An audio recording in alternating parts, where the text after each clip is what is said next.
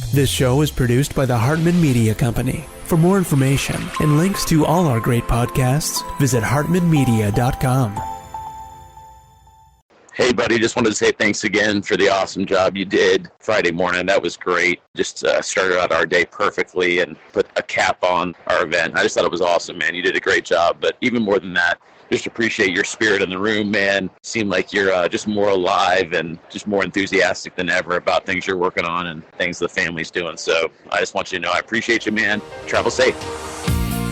Welcome to the Creating Wealth Show with Jason Hartman. You're about to learn a new slant on investing, some exciting techniques, and fresh new approaches to the world's most historically proven asset class that will enable you to create more wealth and freedom than you ever thought possible. Jason is a genuine self-made multimillionaire who's actually been there and done it. He's a successful investor, lender, developer, and entrepreneur who's owned properties in 11 states, had hundreds of tenants, and been involved in thousands of real estate transactions. This program will help you follow in Jason's footsteps on the road to your financial independence day. You really can do it.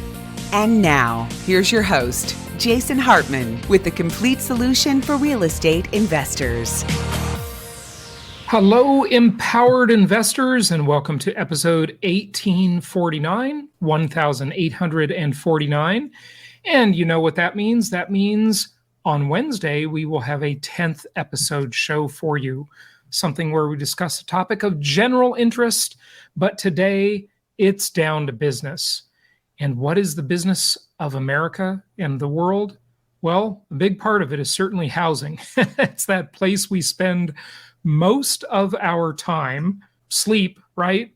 We probably spend most of our time at home, and it is vitally important. It's made of commodities that the entire world needs. The entire human race needs these commodities, and those commodities aren't indexed to any one currency. We all know this because we've been following the show for a long time, but today, let's talk about a few different things and some interesting insights that very few people are talking about when it comes to the housing market and what we should do as investors. But first, I'd like to start with a question. Yes, a question for you. What do you think of this question? Here it is. Why don't solar factories run on solar power? That's a pretty good question, isn't it? And I would ask the follow-on question to that, and that would be, why don't windmill factories run on wind power? Well, guess what? There's just not enough energy in these things to efficiently power the world. Now, maybe it'll change. Maybe the future will bring something different. And there are, by the way, I want to be fair, there are other reasons to use these alternate sources of power. One of them is not reshaping the economy with a bad Green New Deal that will cause energy poverty to so many people. And many people are already feeling massive energy poverty. Just remember the last time you filled your car with gas, or you took a taxi or an Uber or a Lyft, and those prices were much higher than they were in the past. And by the way, Uber and Lyft, especially Uber, the guiltiest of all, is now facing the reality of being a real business. Imagine that. Imagine that. Yes, imagine that. And what does that mean? Well, it means that real businesses make profits. They don't call themselves a business by raising money. That's not a frickin' business. It's a scam most of the time, right? It's just a complete scam. It's a Ponzi scheme. And Silicon Valley is a Ponzi scheme. Don't believe me? Look it up. Go to YouTube, if it hasn't been censored already, and look up Silicon Valley Ponzi scheme. And just understand the dynamics of that crazy, ridiculous world where businesses are built not on fundamentals, but on raising money. And this teaches us a lot about real estate investing, doesn't it? Yes, it does. It teaches us a lot because as real estate investors, we have got to be sensible investors. The Silicon Valley Ponzi scheme is like investing in cyclical markets, investing just for appreciation and nothing else. Appreciation is certainly one of the ingredients that go into the cake, and that ROI cake is fantastic with appreciation, but we shouldn't have to rely on anything extraordinary happening to get a good return on investment. And when I say return on investment, I mean total overall return. No, not just the way the simplistic, low information investors look at it as a cash flow only return.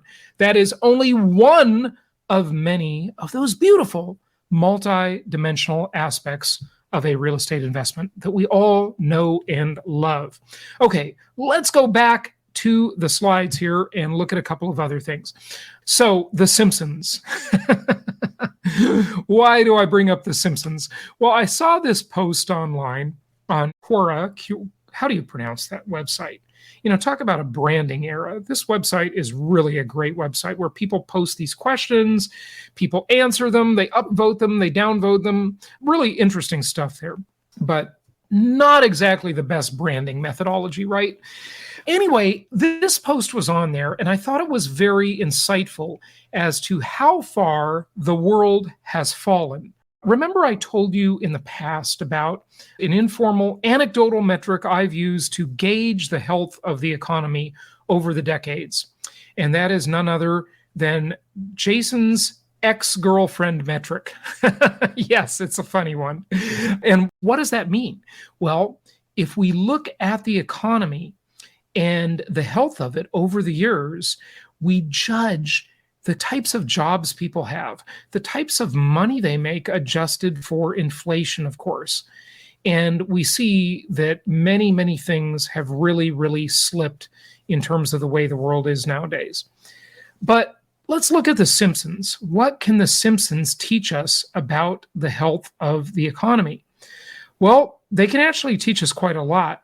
And this also teaches us about the generation gap, and we're all familiar with the Hey Boomer meme and the way the millennials are upset about the boomers, saying the boomers ruined the world and spent all the money, raided the cookie jar, if you will.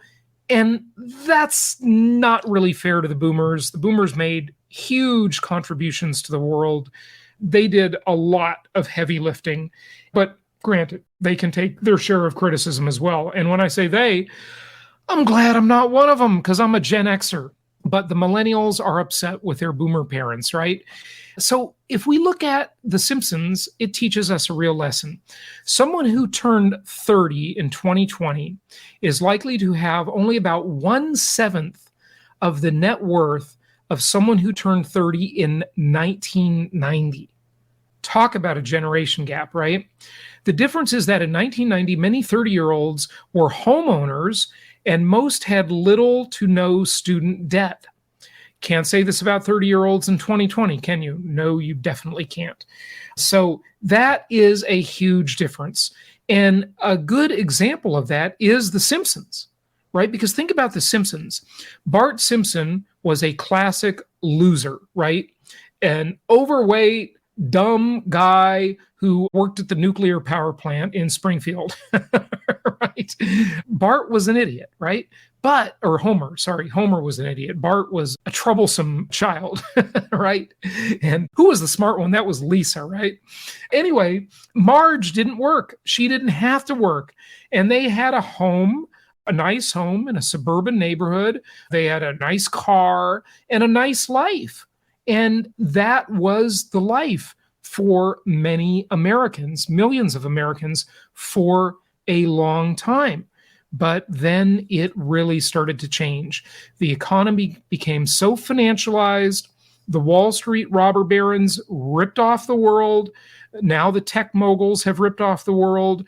And it has just sadly changed. Interesting observation. And I think it's a very valid comparison to compare it with the fictitious Simpson family that really is based on reality, right? Really based on reality. Okay, so let's look at housing affordability as we talk about The Simpsons and this life, right? Most people think, of course, real estate is highly overpriced.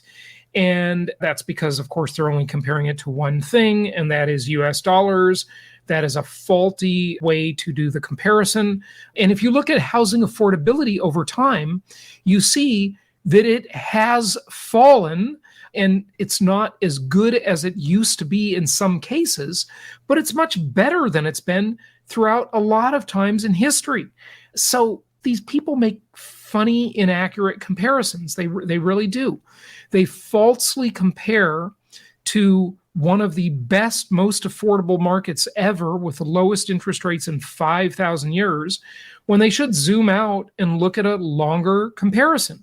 That would be a much more accurate way to do it, by asking the right question, which is, compared to what? Compared to what? Life's most important question. So today, we're not going to look at the Hartman Comparison Index. We're going to look at another index from a good website, by the way, DQYDJ. It's an acronym. Don't quit your day job. Okay. So here, this chart, if you're watching on video, you can see this chart on YouTube. If you're listening on the podcast, I'll just do some splaining.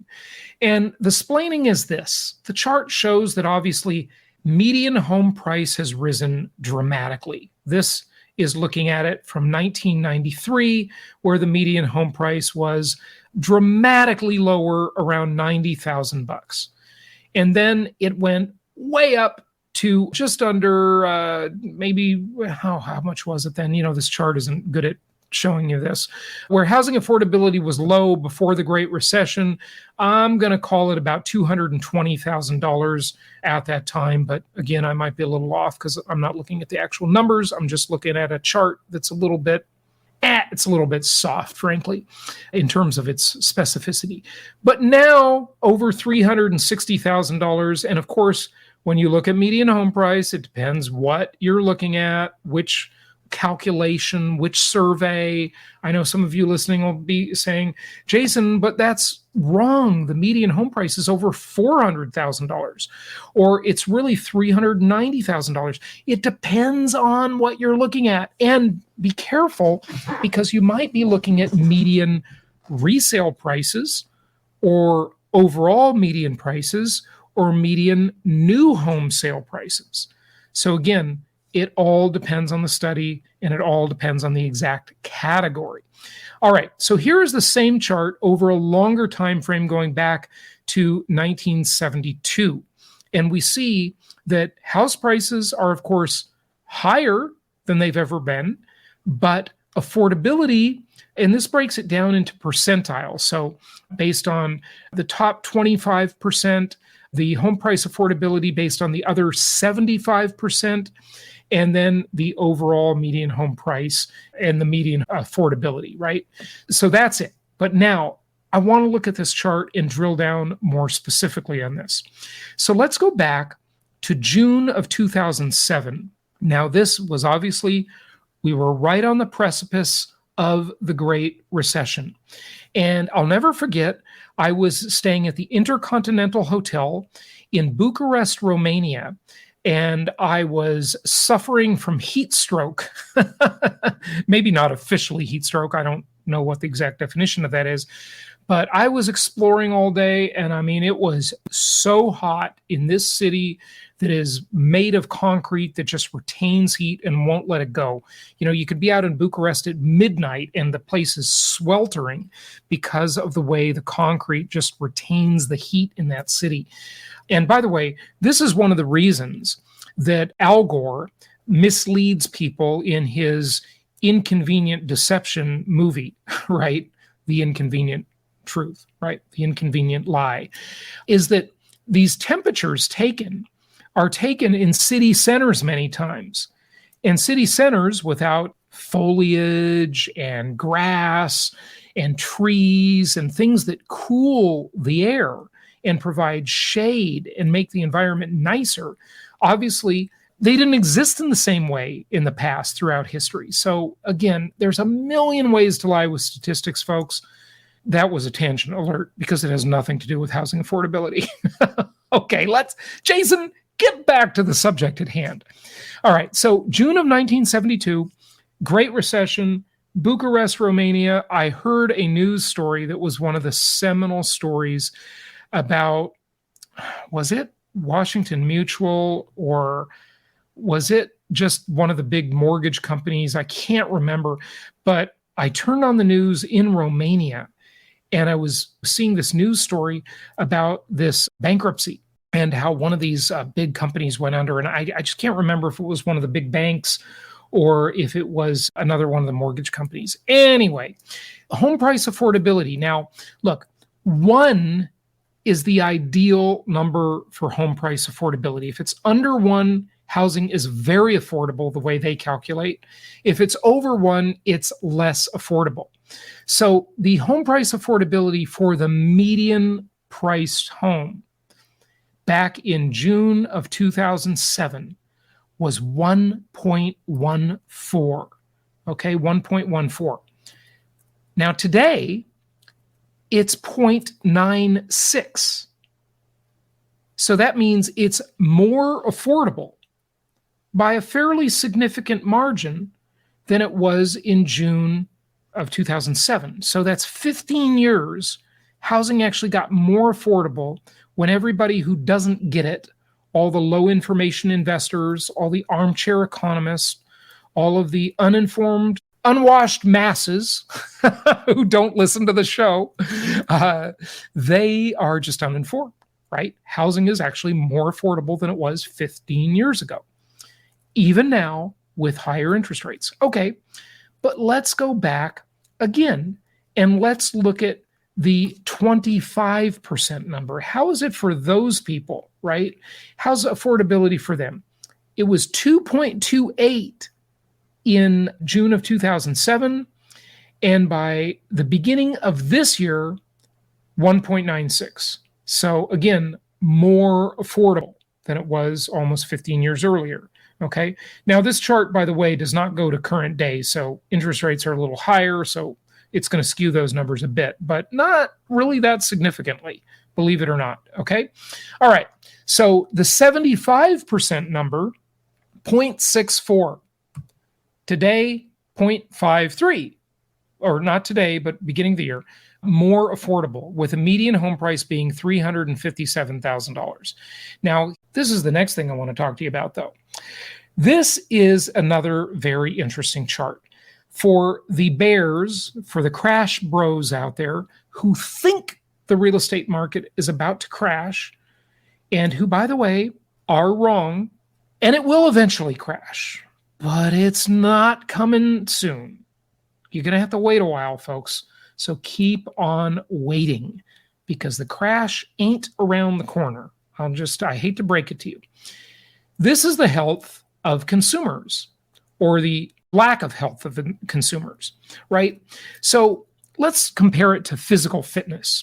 Now, I got an updated scale. I used to have the scale that measured body fat and a couple of other things, but then a few months ago, I got a new one, and it measures like a whole bunch of things. It's really cool. Bone density, hydration level, all kinds of things. So if you haven't updated your bathroom scale, get a new one, because for less than $40, it is an amazing time to be alive in some ways. As cynical as I am, I know a lot of you are complaining because I don't say that saying, my cliche saying I used to always say before the pandemic. It's an amazing time to be alive. I used to say that all the time, but I used to be happier and I used to be more optimistic about the future. And you know what blew it for me? COVID. Well, I got COVID, but that wasn't that bad because I borrowed some medication from my horse and I got better right away. Lickety split. Wow, it was incredible. I only took my horse's medicine 3 times and it really helped. I took it once to get over COVID, and like the next morning I felt great. And then I had the brain fog. Now, some of you I know, especially my competitors who are listening to the show and stealing all of my great ideas, are still saying I have brain fog. Yet on your shows, I see you copying me all the time. So f*** you. Yeah. Oh, scummy competitors with no original ideas. Anyway, and then I took it once more because I was around a lot of people. I was on that speaking tour I did a couple of weeks ago. And, I was feeling like I might get the bug again. And I didn't want to get it. So I took it as a preventative.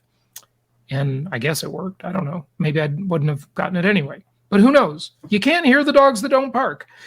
Okay, so let's look at the health of consumers. How are they doing? Well, let's look at history so we can answer the question, compared to what? Now, if you're watching on videos, you can see that the sort of orange, kind of a burnt orange colored line here represents bankruptcies. Now, what's interesting, and we got to talk about employment or unemployment, as the case may be, because the labor market for people looking for work is incredibly strong. I mean, folks, you know what? You got to do me a favor. You got to do the world a favor. Everybody listening, especially in the Western world. We have listeners from 189 countries. Some of you don't need to worry about this in your country, but in the West, you got to worry about this. You need to go have more SEX. Yeah, a real estate and economics podcast that goes and tells you to have more SEX. Have a good time, folks. You got to have more kids. We are running out of people. The world has a people shortage. Can you imagine how bad this is going to be in 25 years? If you don't have some more SEX today, it's going to be a problem. I mean, the population is in decline in the Western world. Countries will disappear from the map. You know, I kind of wonder how that'll unfold. And by the way, this is a tangent alert. I'll get back to the chart here in a moment. Don't panic. Don't panic. I'll get back to it. But tangent alert here. It's kind of interesting. And, you know, this is one of the best reasons to stay alive and to try and live a rather healthy lifestyle, but not too healthy, because you got to have a little fun. After all, Billy Joel said, "I'd rather laugh with the sinners than cry with the saints, because the sinners are much more fun. Only the good die young." I just love that song lyric. It's great. Anyway, how will this unfold? You know, it's interesting geopolitically. In fact, remind me to ask Peter Zion this question when he comes back on the show. I think he's coming on. Ashley just booked him back on the show, and I think he's coming on in just a couple of weeks here. But I got to ask our geopolitical expert about this. Peter Zion, he's got his new book out, and some countries are simply going to end. Japan, Russia, and I know it's not a country, but Western Europe. They're all over. Over. They are done, baked, unless they start having SEX like rabbits, okay? Oh, if I say that word, my dog will get very excited because she loves wabbit season. Chasing wabbits is one of the things the dog loves to do. It's a hobby. It's her business. It's like my business. I love my business, and she loves hers, wabbit hunting. Okay, and squirrels too. Yeah, so how will these countries end? You know, as Japan basically doesn't have any immigration and all of its people just die off, and Russia doesn't have any immigration and all of its people die due to its stupid invasion of Ukraine and of old age and unhealthy lifestyles and too much vodka. A little bit of vodka is good, but too much is bad, especially in a martini, shaken, not stirred. So as these countries die off and as Western Europe just sort of dies off, right? What will happen? Will other countries just invade them because they have no army to defend themselves? Because there are basically no people there? There's like, the country will be sort of a ghost town. I mean, what does Japan look like in 30 years, 40 years? What does Russia look like in 30, 40, 50 years? I mean, these countries literally just won't exist. One of the reasons Putin did his invasion now is because he cannot wait. He won't have any soldiers. And did you hear this? Russia just lifted the age restriction to join the military. It used to be 40 years old. Now they'll take anybody. You know, you'd be 70 years old and go be a soldier in the Russian army. It's unbelievable, right? Literally a shortage of people. So when we apply this to the labor market, I mean, anyone who's been to a restaurant lately or has tried to get an appointment at the doctor's office or to get a massage or a haircut or you try to hire anybody if you have a business, it's ridiculous. It is ridiculous. There just aren't enough people to do the jobs. And I get it that we've got a lot of over-entitled millennials. You're probably not listening to the show. I know I'm talking about your generation. A lot of you listen, but you're the smart ones. It's about half and half in the millennial generation. There's a lot of really sharp winners in the millennial generation, just ambitious, smart people. I would have said kids, but they're not kids anymore. The oldest one is 42 nowadays? So you millennials ain't that young anymore. You can't get a pass forever, Okay, but there's a lot of slackers too, for sure. So anyway, there's just not enough people to do the jobs, folks. So the labor market is tight. What does that mean? It means inflation nation. With a tight labor market, you've got bargaining power on the side of labor and not on the side of capital, right? Remember, the big war in society, really forever, has been the war between labor and capital, right? Who should have more rights? Should the employer have more rights? Should capital have more rights? Or should labor have more rights? And the Marxist revolution, which did not work out very well, and some people are trying to bring it back, it was obviously a disaster, said that labor should have more rights than capital. And, the Industrial Revolution basically said capital should have more rights than labor. And this war will go on. But right now, the rights are swinging in favor of labor, not capital. We'll see who the winner is. We'll see. But that means inflation. And that means a healthier consumer because the job market is strong. Getting off the tangent. I know that was a long one, folks, so apologies for those 2% of you in the audience who don't like my tangents, because 98% of you keep telling me to keep on going. Oh, and by the way, don't let me forget. Be sure to write a review or post some comment on YouTube. That's what we talk. See? Cognitive decline here, folks. And enter in our giveaway, our weekly giveaway, to win a $50 Amazon gift card. So post a comment on YouTube below. Tell us what you think, good, bad, or indifferent. Or teach us something, right? Teach us something. Point out any errors or inconsistencies in our arguments. We'd love to hear your comments. And write a review on Apple Podcast, and you'll be entered to win a $50 Amazon gift card. All right. So salaries, wages are increasing. Labor has the bargaining power. And if we look back to the early 2000s, let's go back to 2003, we see the burnt orange line represents bankruptcies.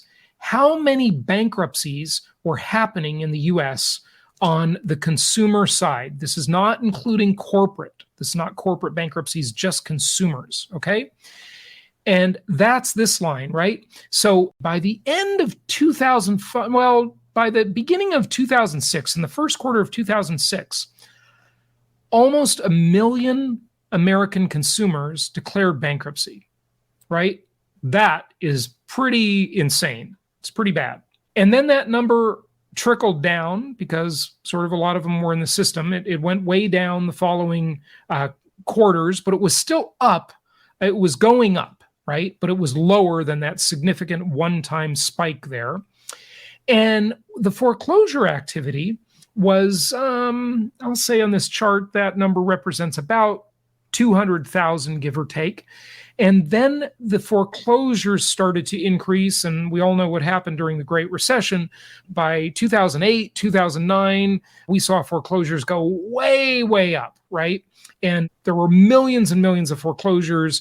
They kind of worked their way through the system. Bankruptcies spiked again in about late 2010, and then they started to decline steadily, pretty much.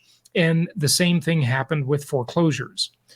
But right now, you have almost zero foreclosure activity.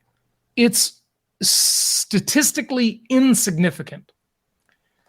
From 2003 until now, foreclosure activity is nil, zip, nada, nothing, meaningless. Now, it did go up just recently. And everybody in the media was trying to make a story out of it saying, well, foreclosure activity is increasing. Foreclosures doubled. Well, they doubled from like nothing to still nothing. It's just not significant. And bankruptcies have actually been in decline since the COVID pandemic. And wages are going up. Folks, where's the crisis? Now, all of that said, I get it that our economy is built on a house of cards. No question about it. I'll be the first to agree with that. But then I will ask you, compared to what? Every other economy is built on a house of cards too. It's that way for every other economy. The U.S. economy is in such a better position, an enviable spot compared to any other country on earth. At least any other country, because it's the reserve currency, biggest military, biggest brand, the place everybody wants to come and live. There are some countries that, lifestyle would be better if you just look at your lifestyle, right?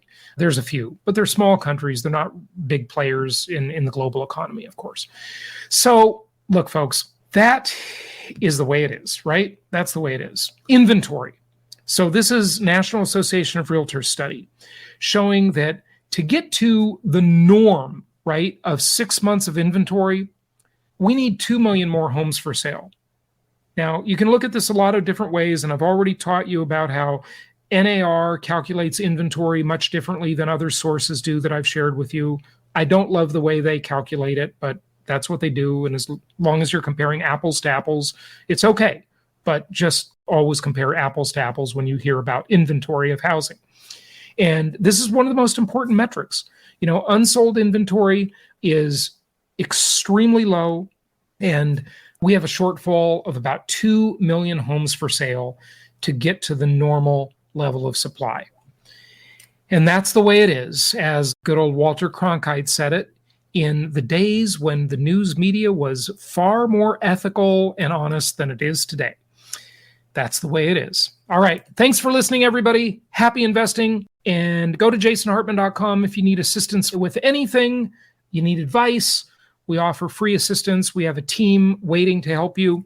And also be sure to enter by posting a review on Apple Podcast or a comment on YouTube, and you'll enter our weekly drawing for a $50 Amazon gift card. And that's the way it is. Happy investing. Thank you so much for listening. Please be sure to subscribe so that you don't miss any episodes. Be sure to check out the show's specific website and our general website, hartmanmedia.com, for appropriate disclaimers and terms of service. Remember that guest opinions are their own, and if you require specific legal or tax advice or advice in any other specialized area, please consult an appropriate professional. And we also very much appreciate you reviewing the show. Please go to iTunes or Stitcher Radio or whatever platform you're using and write a review for the show. We would very much appreciate that. And be sure to make it official and subscribe so you do not miss any episodes. We look forward to seeing you on the next episode.